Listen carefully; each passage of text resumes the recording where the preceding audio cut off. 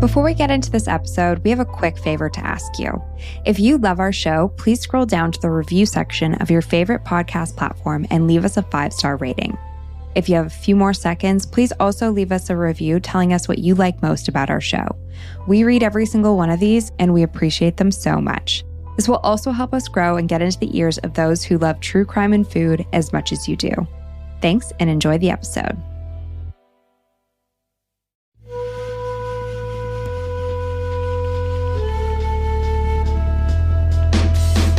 You're listening to Unsavory, where true crime meets food.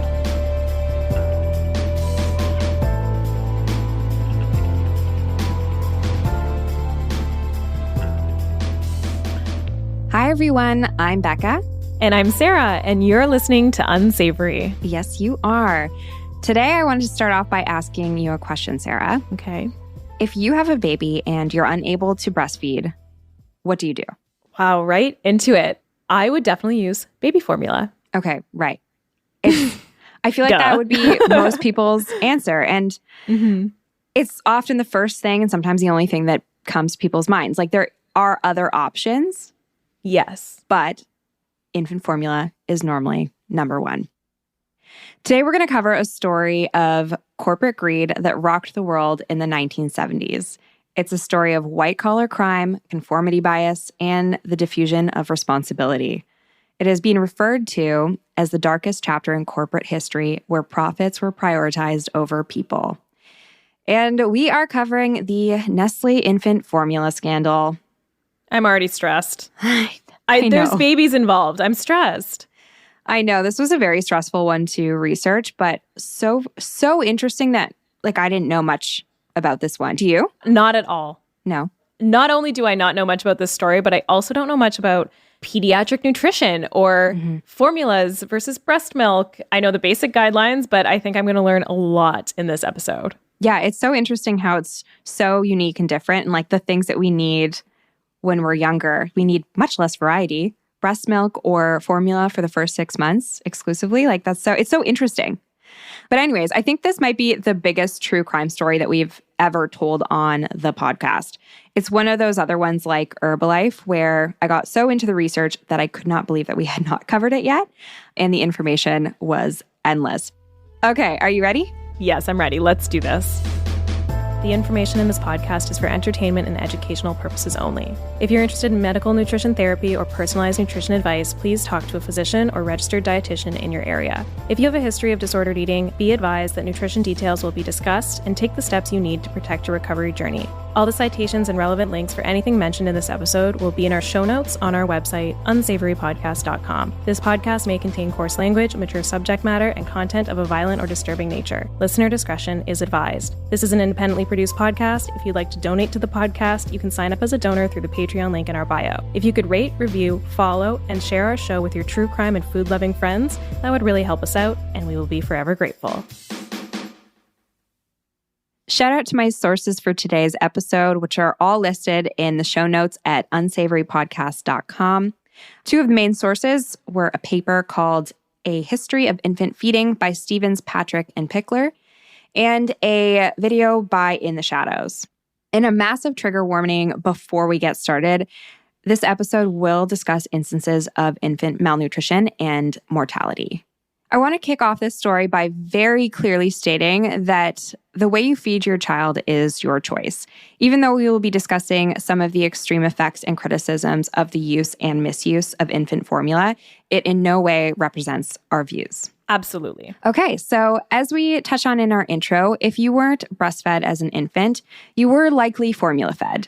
But prior to the end of the 19th century, infants who were not breastfed by their mothers either had a wet nurse or were fed animal milk, which is funny because I actually never really thought about animal milk being used for infants before. Babies. I know, me either. So I naturally read up on this wet nurse deal as well as the animal milk stuff, and it's so interesting. But from the 15th to 17th centuries, being a wet nurse was a desirable profession among women from lower income families because it paid really well. It wasn't uncommon for a woman to get pregnant, have a child, then get rid of her child and become a wet nurse. That's very sad.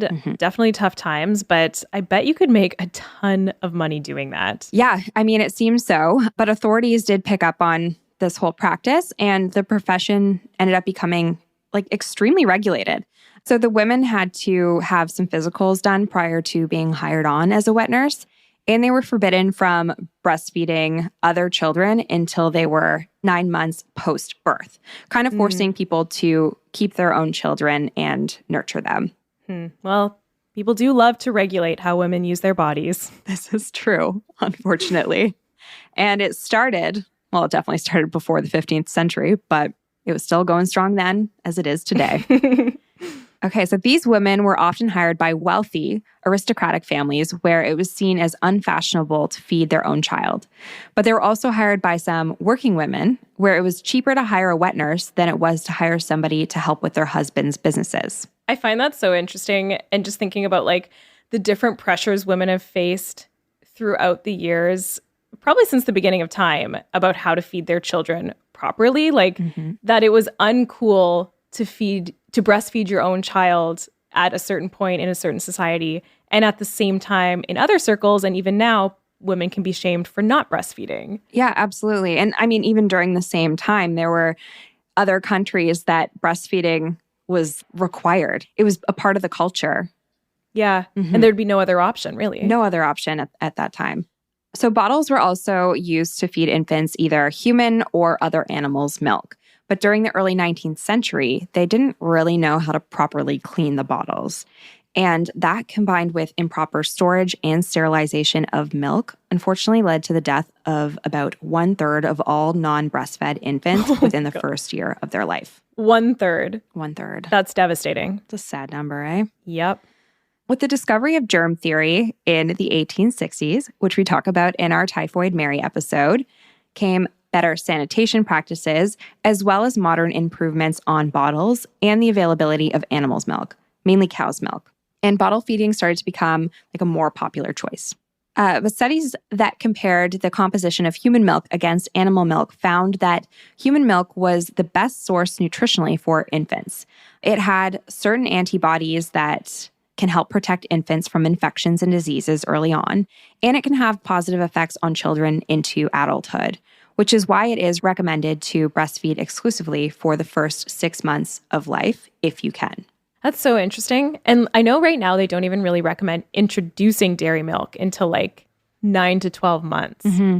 Yeah, I think and I'll kind of get into this, but plain dairy milk, it's harder to digest, and it includes certain proteins that aren't as easily digested, as well as the fat. And so basically what researchers did back then was they kind of took cow's milk, compared it to breast milk, and then tried to mimic breast milk with the cow's milk. Interesting. So they kind of used cow's milk as their canvas. But the modifications that needed to be made more specifically, here, I have it written down right here. One sec. So they took some of the animal fat in the milk and they replaced it with vegetable oils. And then they diluted the protein content and adjusted certain nutrient compositions, like adding iron and then adjusting the calcium phosphorus ratio. So I think that those reasons right there are kind of why it's not recommended. Interesting. In 1865, a chemist named Justus von Liebig created and marketed a liquid formula consisting of cow's milk, wheat flour, malt flour, and potassium bicarbonate. That name, Justus von Liebig, sounds so familiar. Have we talked about him before? Yeah, funny you ask. We actually have. I don't remember if we actually talked about him or if he just came up a lot in the research in the organic foods episode. But he was also known for his discovery of nitrogen as being essential to plants. He came up a lot when I was researching that episode because he's considered the father of the fertilizer industry. Wow. Bet his LinkedIn was popping. Yes. Lots of projects on the go. So with Liebig's success with the product, others started to follow. And by 1883, there were 27 infant food brands. One of these brands was Nestle's food. Okay, so his formula must have been pretty successful and safe if it caught on so quickly and other companies were like, ooh, we got to get on this. Yeah, and I do think that there was probably just such a need for it too from women who couldn't breastfeed or who were choosing not to breastfeed.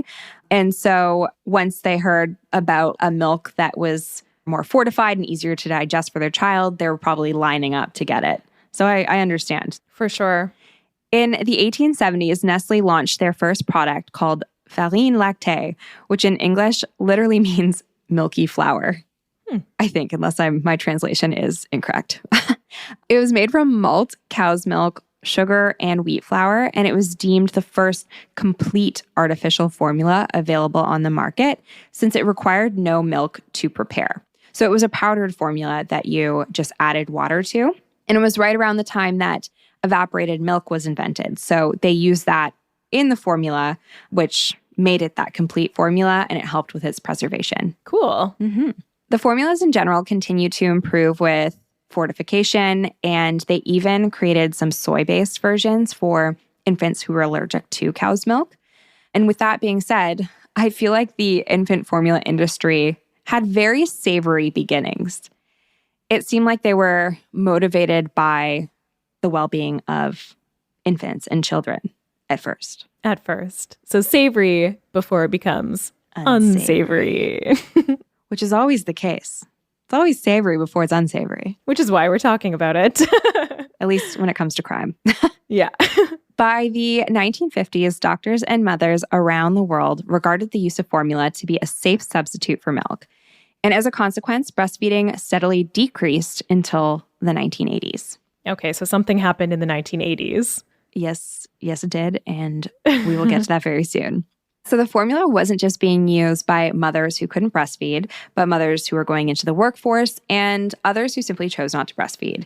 At the time, Nestle was selling the bottles for about 50 cents a pop, which in today's money should be around the $10 mark. But when I looked up the Nestle formula costs today, it ranges from about $20 to $50 online. So I feel like they have their own inflation. Nothing is safe from inflation. Nothing is safe. I read somewhere that you go through about 40 tins of 500-gram formula in the first 6 months with an infant. So that's about an extra $800 minimum in addition to the many other expenses that come with having a baby. Wow. In order to feed your baby formula. It's huge. That's a significant amount of money, especially if breastfeeding's free. It's free. It's safe. If you can do it, obviously. If you can do it, yeah. And infant formula is the next best safe option if you're unable to breastfeed. For sure. So it should come as no surprise to hear that baby formula is actually one of the most stolen items from stores, accounting for 13% of all stolen items. That's so sad. I know. And I do think that stolen formula should kind of be a write-off. We should just let mothers take it and not prosecute anyone for this crime. It's clearly a desperate situation to feed a baby. Mm-hmm. Let them have it. Yeah. Society can absorb that loss somehow. Exactly. And I mean, in the States, if we're going to force women to have children, they should be able to feed them. Great point. Okay, now this is where stuff gets a little bit sinister. Nestle sales spiked in North America in the 1950s following the post-World War II baby boom. But this new customer growth couldn't last forever, and in the 1960s, birth rates began to decline. With profit to maintain and stakeholders to satisfy, Nestle kind of had a big problem. They needed to find more babies. And the answer was pretty clear. They would look for a new customer base in countries that had been fairly untapped by their influence up to this point. And those were developing countries. I don't like where this is going already. So in the 1970s, they brought their products into Asia, Africa, and South America. But they had another issue. Only about 1 in 5 women were unable to breastfeed in these areas. What an issue. It was their issue. Should be a positive, yeah. The world was happy with that. Mm-hmm. So very few were actually needed access to these formulas. Plus, it was so expensive, meaning in many of these countries, families would be required to use up to 40% of their income to purchase it. And it just didn't really make sense logistically, but they persisted. There was no need. I also do kind of wonder, sometimes in Asia, South America, there can be more communal societies. And so things like wet nurses might have been more common. Yeah. I wonder, if there really, really wasn't a need. If 1 in 5 women were unable to breastfeed, and then the one woman that was unable to breastfeed probably had support from her community. Yeah. Wet nurse, or is receiving donated milk?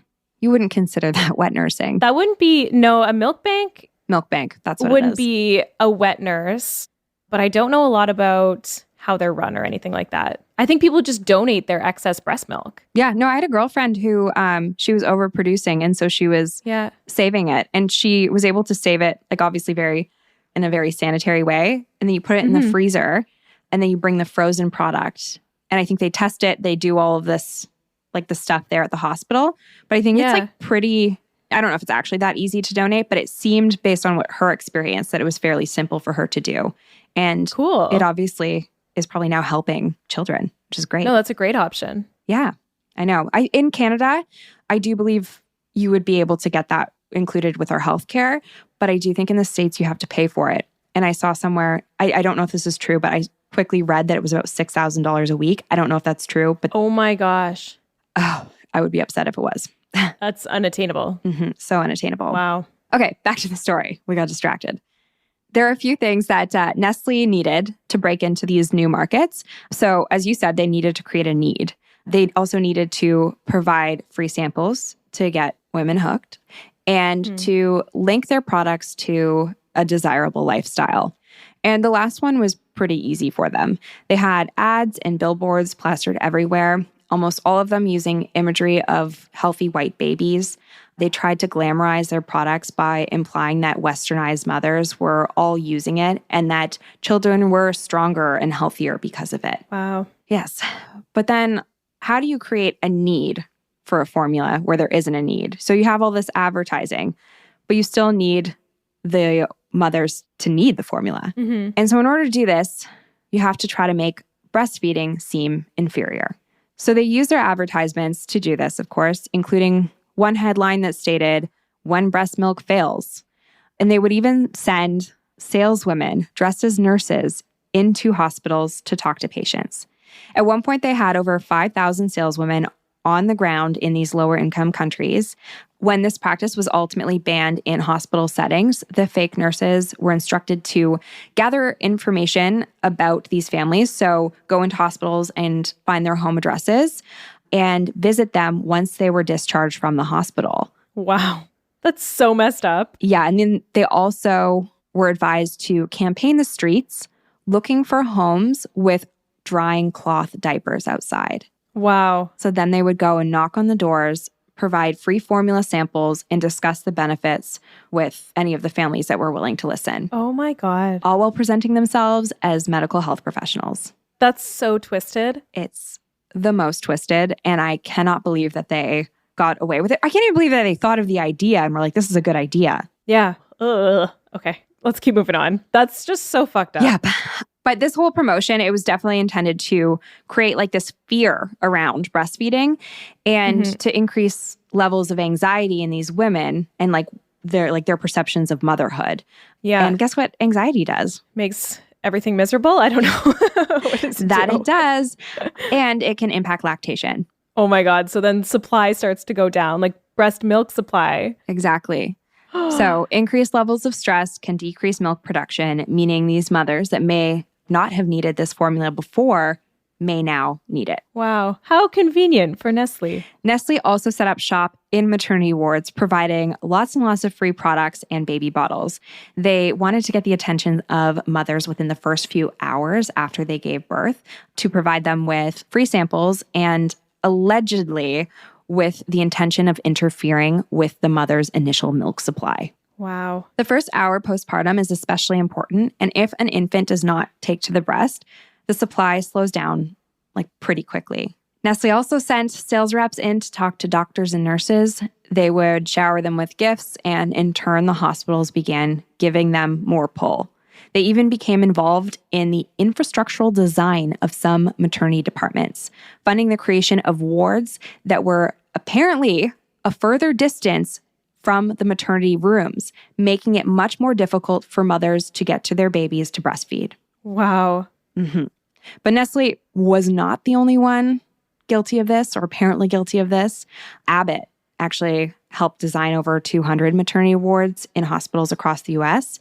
And as of 2017, they were still involved in the infrastructural design of maternity departments in parts of Asia and Africa. Well, I hope the wards are closer to the maternity rooms. Like, I wonder if that design flaw has been corrected. I know. I always wondered why. Like, I understand to keep the nurses efficient, kind of all in one centralized area for the babies, but I always wondered why maternity wards existed. Like, are they really necessary? Does it really save that much time for nurses? I don't know. I don't know either.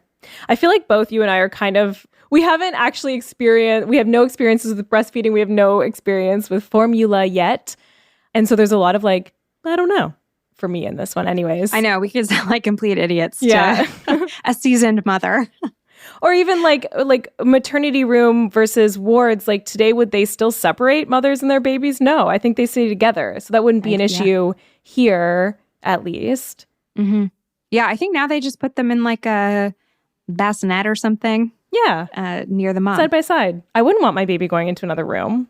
No. Skin to skin. What if they get mixed up with another baby? Yeah, it happens. And you raise the wrong baby your whole life. Yeah. Maybe we'll redo this episode in like however many years when we both have a baby and we'll be like, huh, how little we knew. Yeah, or we'll just listen to it and be extremely embarrassed. Yeah. More likely that one.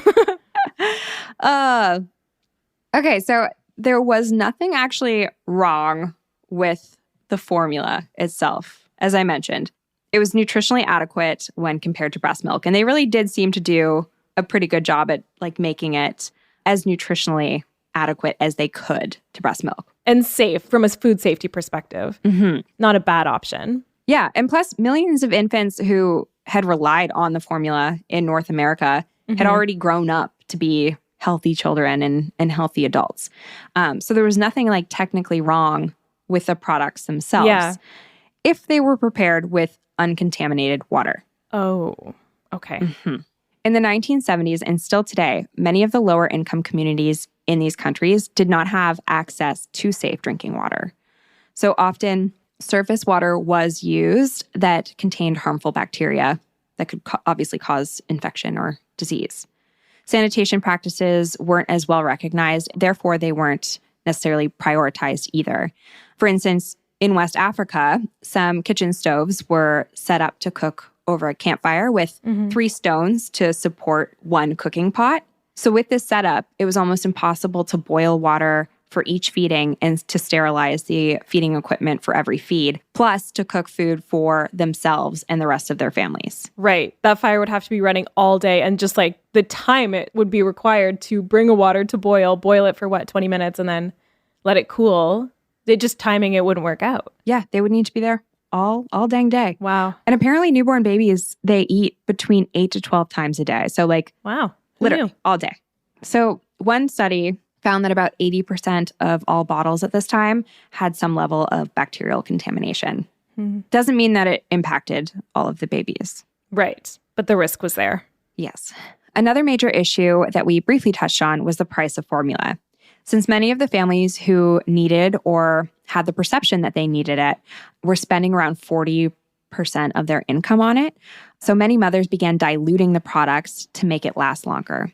In Barbados, one study conducted in 1969 found that 82% of mothers were diluting 4 days worth of formula to last between 5 days and 3 weeks. No.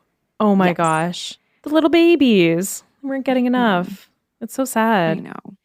And this obviously resulted in many instances of chronic malnutrition and a condition called marasmus becoming more common. And this is a condition associated with a deficiency in protein and energy.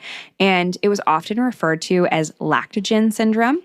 And lactogen was the name of another Nestle product on the market at that time. Oh, so it got the name from the product that was being diluted, probably. Yeah. Wow. The product that was available, in that area. Interesting. So in other instances, mothers would add sugar water and cornstarch to formula to stretch it out for longer.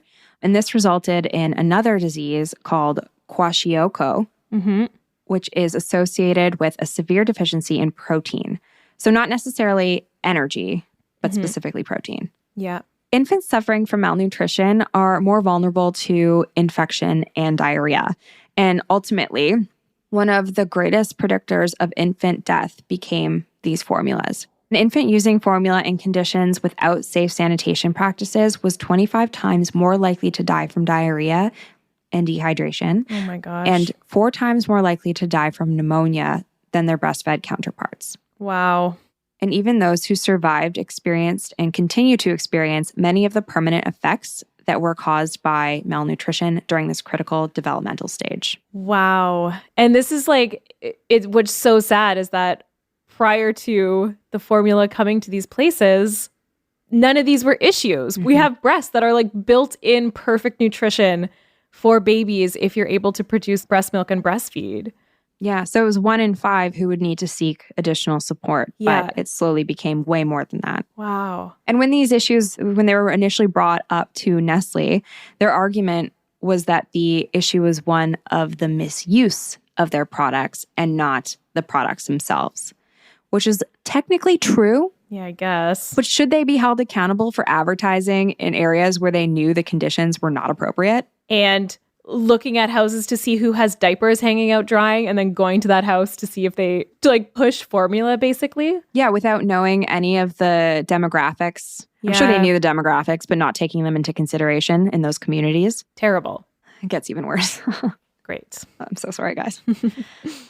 Most of the instruction and nutrition labels were printed in English, meaning if you didn't know how to read English, you wouldn't know how to prepare the formula properly. Even when the instructions were printed in an appropriate language, many of the developing communities that were targeted had low literacy levels. What were perhaps unintended consequences at first became very much expected as corporate greed seemed to take over and their promotion and sales continued. A study by the National Bureau of Economic Research estimated that in 1981, at the peak of this controversy, the mortality rate that could be linked to the availability of Nestle formula was 66,000 infants in 1 year. Oh my gosh. Today, that number ranges from 800,000 to 1.5 million deaths a year. Although these numbers are estimated based on infant formula generally, so not just Nestle's. But Nestle, one of the biggest players. So this is all still going on. This has not been resolved. No. 800,000 to 1.5 million infants are still dying because of formula misuse. Yeah, so I watched this excellent retelling of the facts of the story. And then I was like, I can't believe this number. So I looked it up and there were a few sources that had the same number. I think it was from this National Bureau of Economic Research, but it had been repeatedly used in sources. Wow, that's astounding. I honestly still can't believe it. Yeah. I might check again before we're done recording just to make sure that it's the right number. Yeah, that's astounding. I know. What's even more astounding is that nobody seems to talk about it that much, or we don't know about it. For sure. When you said you were going to cover this story and that it was a scandal, I was very much under the impression that it happened in the 80s and we had recovered. There was better information out there now. Yeah.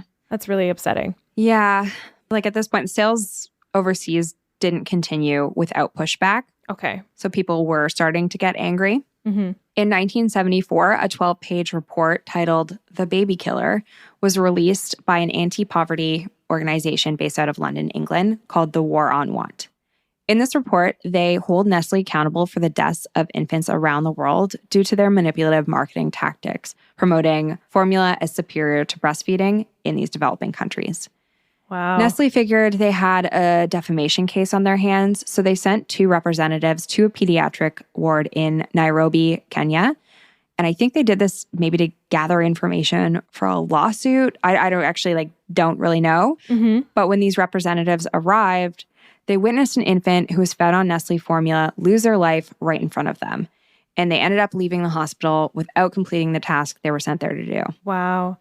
What I read was apparently this ward was almost exclusively infants who were malnourished because of Nestle formula. Being diluted, or was it not nutritionally complete? Either infections because they were malnourished, malnourishment, infections because of the water. Okay. There's just such a variety of things that kind of came from this. Yeah. But I think they had a section. I don't know if maybe the area was just being supplied with Nestle formula or if they had a specific section dedicated to infants on certain formulas. I'm guessing it's probably because They just had the formula in the community that they knew it was Nestle. Okay. So the baby killer report was then later translated in Sweden, and the translated title was quite literally Nestle Kills Babies. Nestle tried to sue the organization for $5 million, but apparently when they saw the evidence that the other side had against them, they withdrew most of their complaints, except for the complaint about the title of the report, Nestle Kills Babies. I mean, that title really goes for the jugular. It's straightforward. Unfortunately, because the groups could not prove that Nestle had intentionally killed any infants, the judge was forced to side with Nestle. But they only made the group pay $400 in charges and required them to change the report name. The judge also told Nestle that they must change their publicity methods. So they weren't really seen as like the victim here. They just won. They won the battle, not the war. Okay. In 1977, after more awareness and public disapproval, protests began breaking out and a boycott was formed called the Infant Formula Action Coalition, or INFACT. Their sole purpose was to protest against Nestle's unethical marketing practices. And Nestle's own website today addresses this whole thing and states this boycott was dropped in 1984. So I think maybe formally it was, but there's still live INFACT websites and work being done around these issues by this coalition. Interesting. Yeah, so I thought it was an interesting comment. One of the reasons I think the boycott was potentially dropped was because a new set of regulations called the Code.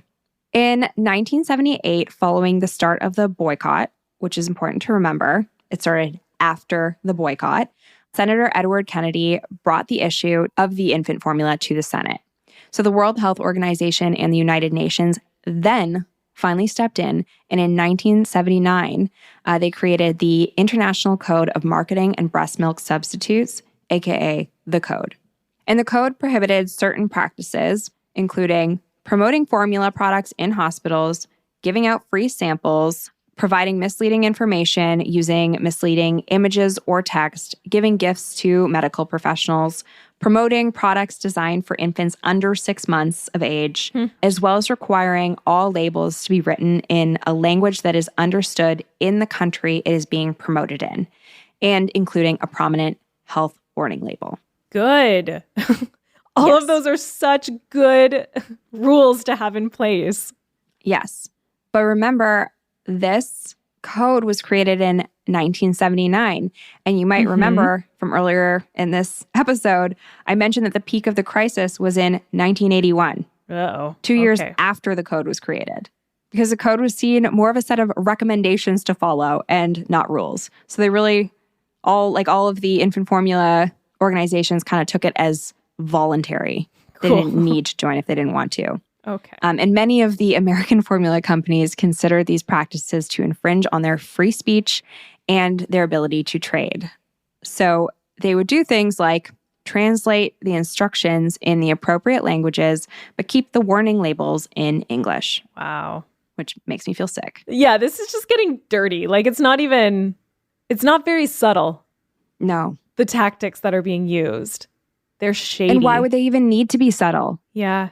They weren't being penalized for anything. Yeah.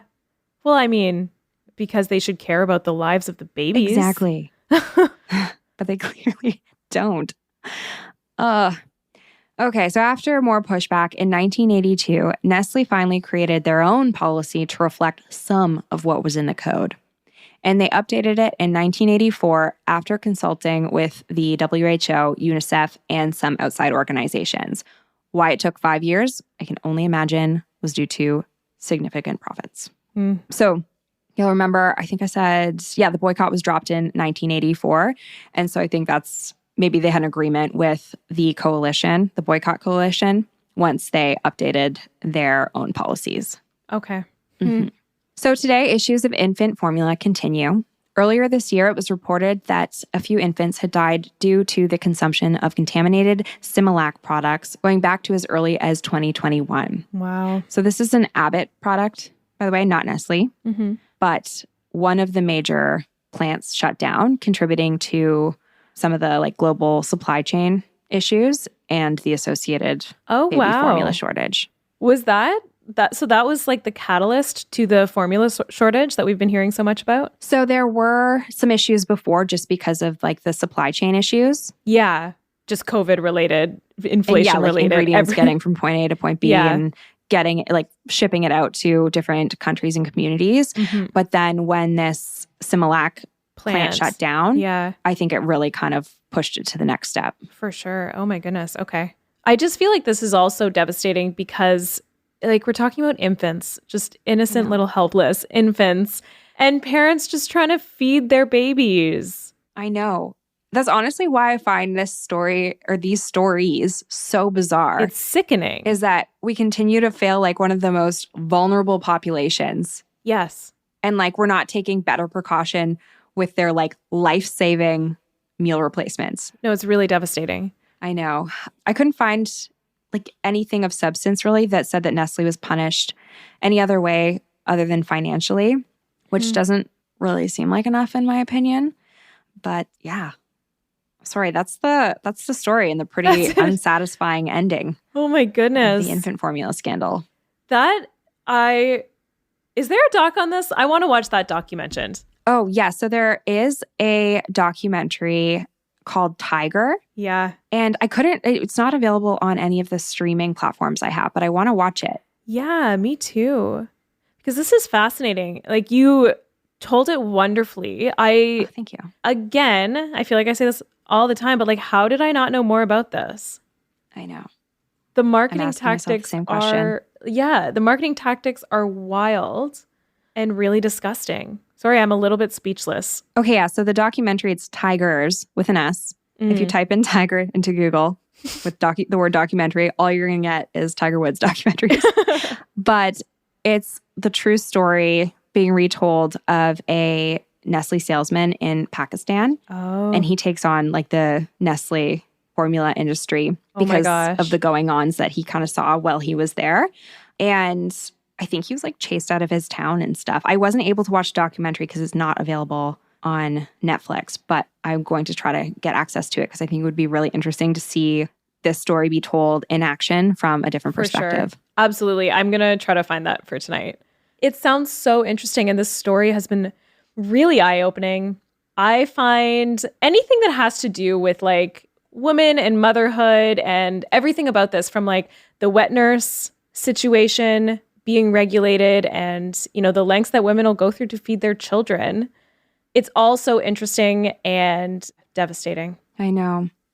It is devastating, but mothers will do what they feel like they need to do. Absolutely. And it's so unfortunate that these massive organizations are like capitalizing on that. Yes, that's exactly it. That these are mothers trying to feed their babies in the best way possible. And if they've been manipulated with wrong information or, you know, maybe accurate information just coming at a vulnerable time to try something that they didn't even need to try, and then it's actually way less safe, that's awful. And it's too late to go back. Yeah. Once they get started on it. Well, this story was definitely unsavory. What are we covering? I can't even remember what we're covering next, but I hope it's more uplifting. Oh, I remember. Oh, it's not more uplifting. It's not uplifting, but it might, in a way, be lighthearted. I don't know. Oh. Gross, but lighthearted. I haven't started writing it yet, so we'll see how I feel after the research. Yeah, who knows where it will take you. It's a really interesting one, though. It's one you're not going to want to miss, and it's very much Halloween-y themed. Yeah, on theme for Halloween. That's for sure. Okay. Good job, Becca. Great story. Thanks so much. I need to go like pet my dog for a bit so that I can cheer up because that was really sad. All right. Well, thanks so much for tuning in, everyone. Until next time. Bye. Bye. Thanks for listening to this episode of Unsavory. You can find all of the references and materials used to put this episode together in our show notes at unsavorypodcast.com. This is an independently produced podcast. If you enjoyed this episode, we would love it if you would rate, review, follow, and share our show with your true crime and food-loving friends. This is the best way that you can support us for free. If you'd like to donate to our podcast, you can sign up as a donor through our Patreon link in our bio. For more information, follow us on Instagram at Unsavory Podcast. If you have an idea for an episode or segment, email us at unsavorypod@gmail.com. This podcast was recorded and edited by Jeff Devine. Learn more at Jeff Devine Sound on Instagram.